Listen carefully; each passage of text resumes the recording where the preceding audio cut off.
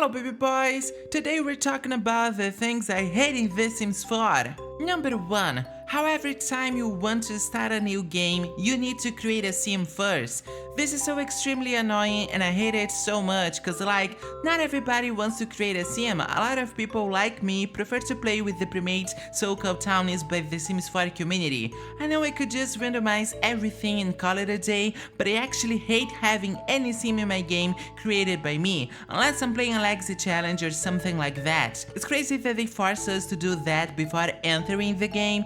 I know the gameplay is not exactly good, but to force us into create a sim because that's the only good thing in the game is kinda lame. I could create a sim and just delete them afterwards, but I know in my heart that this sim will still exist somewhere in the game's code, and this drives me insane. So what I do is, I usually pick a sim created by Maxis so it feels like a pre-made, and I just drop them in one hood and go live in another. But yeah, this sucks big time. I love The Sims so much, but right now I'm juggling college and a regular job. So could you help me become a full-time content creator by subscribing, liking the video and leaving a comment? My goal for 2025 is 5,000 subscribers, so please, I really need your help. Now let's go.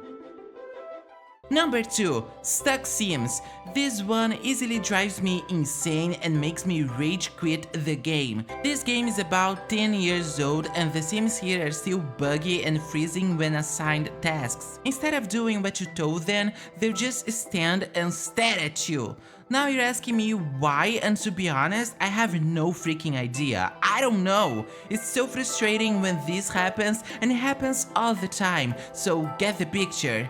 No wonder Sims 4 got so many haters. I wonder if there's a fix for that, but not that I know. I think it's related to the multitasking mechanic. The Sims are supposed to do a lot of stuff at the same time, and I think that would be pretty dope actually. But instead of doing a lot of stuff, they break and do nothing.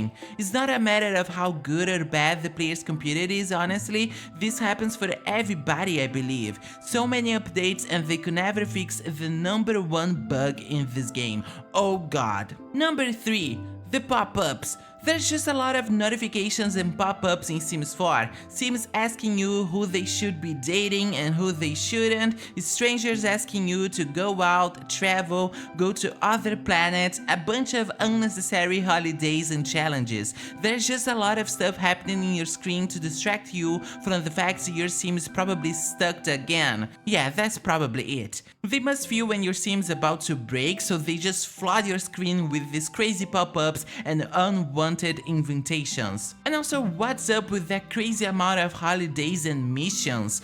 God, ain't nobody got time for that. Jokes aside, I know you can just choose to not do some of this stuff, so that's not a big problem, but I still kinda hate it, what can I say? Number 4.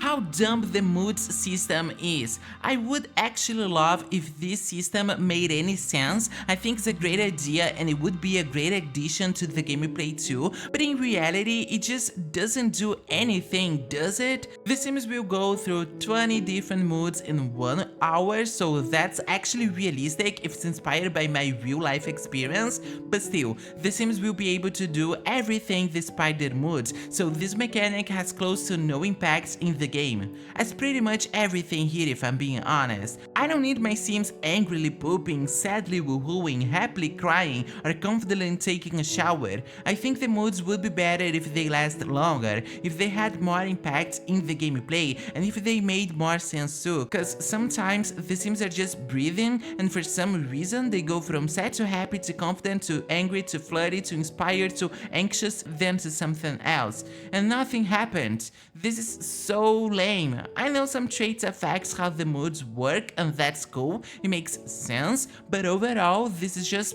lame. Number 5. Not being able to create my own hoods. We can't create words in The Sims 4 and we can't customize the ones from the game, so there's not a lot of room for imagination here. The game is like, yeah, I don't have lore and I'm not allowing you to make your own lore either, bye bitch. As someone who loves to create stuff, I find this pretty frustrating about TS4. They knew the players would do such an amazing job and embarrass the devs with their incredible custom hoods, which is why they don't let us create our own words words here. Yeah, no, jokes aside, they limited our power of creation, and even though we have new crest, is so far from good enough. We can't add the words terrain, we can't add lots freely, we can't decorate. All we can do is close the game and create our own words in The Sims 2 or 3.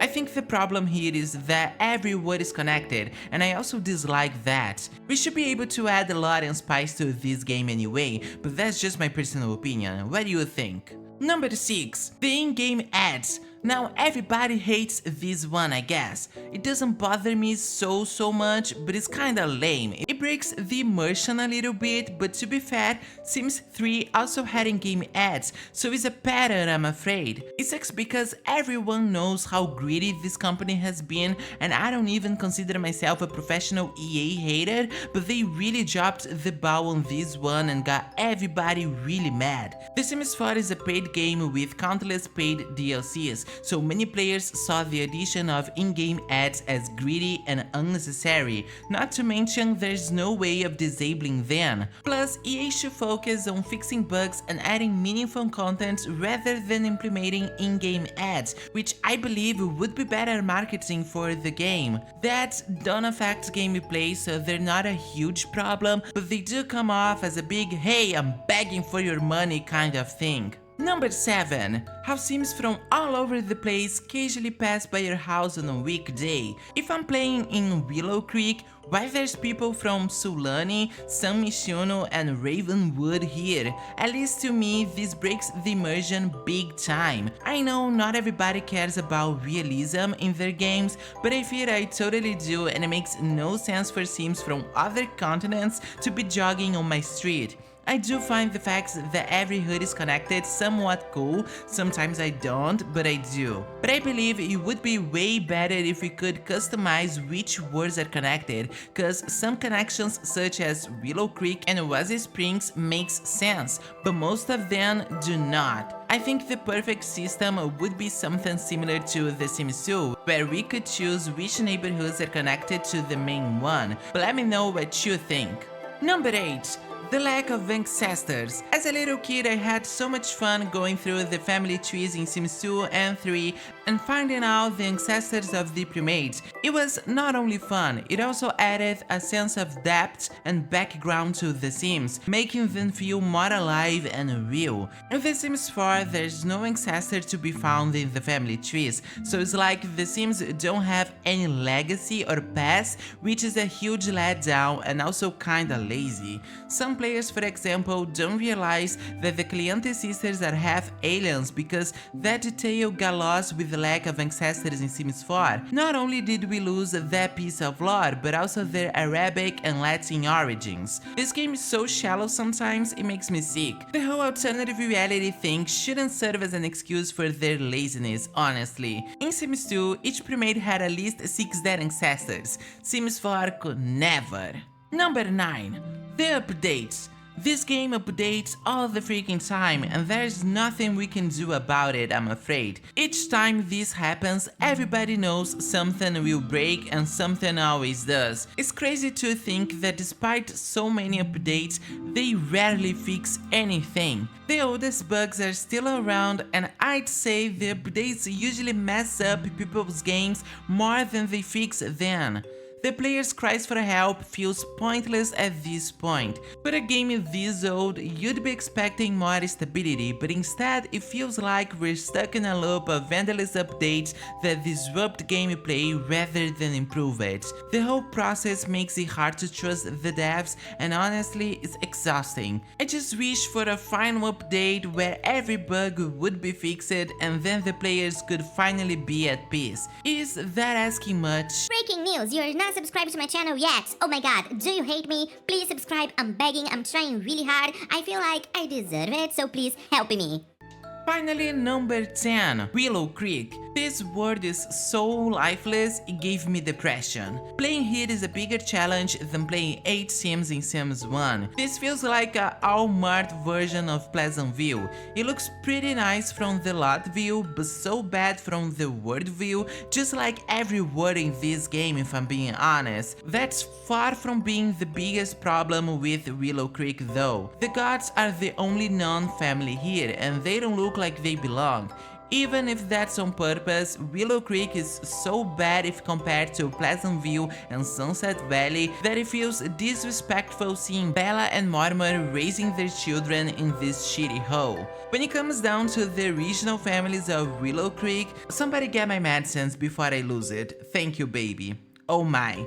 They're representing Sims 4 so well. They're soulless, flat, and boring just like the game. I can totally picture someone from the BFF's household trying to trade their soul for money and the devil just looking at them and saying, "Bitch, you don't have a soul."